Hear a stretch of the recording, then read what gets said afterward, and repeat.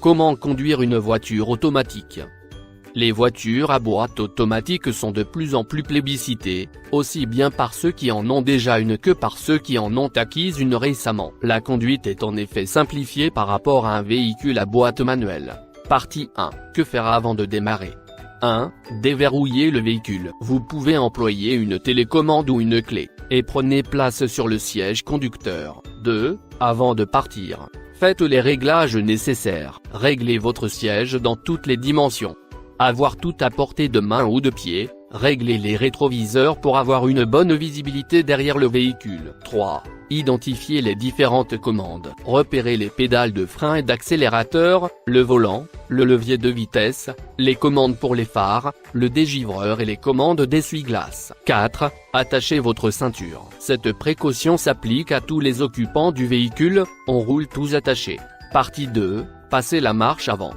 1. Démarrez la voiture. Placez votre pied droit sur la pédale de frein et restez appuyé en butée. Insérez la clé de contact puis démarrez le moteur. 2. Passez une vitesse, tout en gardant le pied sur la pédale de frein. Mettez le levier de vitesse sur la position drive, cette position est souvent repérée par un simple dé. 3.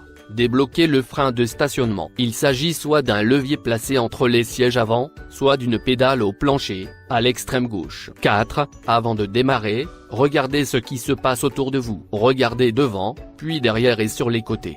Puis regardez bien devant pour ne pas renverser quelqu'un. 5. En route, relâchez progressivement la pédale de frein. Le véhicule commencera à avancer ou reculer selon le rapport choisi. C'est le même pied qui commande la pédale de frein et l'accélérateur. Une fois parti, vous n'avez pas à changer de vitesse si vous restez sur le même type de route. 6. Tournez le volant pour diriger le véhicule. Tournez-le vers la gauche pour tourner les roues à gauche et vers la droite pour tourner à droite. Difficile de faire plus simple. 7. Utilisez la pédale de frein pour ralentir ou arrêter la voiture. Pour arrêter le véhicule, retirez votre pied droit de la pédale d'accélérateur, positionnez-le sur la pédale de frein, puis appliquez une pression progressive jusqu'à l'arrêt total. 8. Garez votre véhicule. Arrivé à destination, freinez jusqu'à l'arrêt total en appuyant la pédale de frein, puis remettez le levier de vitesse sur la position P. Arrêtez le moteur en tournant la clé vers la gauche. Enclenchez le frein à main et n'oubliez pas d'éteindre les phares. Partie 3. Passez les autres vitesses.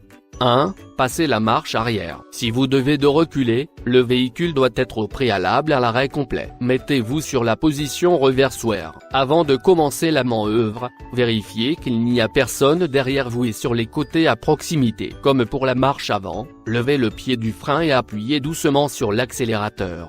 2. Utilisez la position neutre. On utilise cette position quand vous n'avez pas besoin de solliciter le moteur. Jamais au grand jamais vous ne devez l'utiliser en roulant. Par contre, si vous vous arrêtez un court instant pour téléphoner, vous pouvez la mettre. Ou bien si on vous pousse ou si on vous tire. 3. Passez les petites vitesses. Elles sont marquées 1, 2 et 3. On peut les utiliser comme frein moteur dans les fortes pentes ou si l'on a besoin d'aller très doucement, quand on tracte quelqu'un par exemple.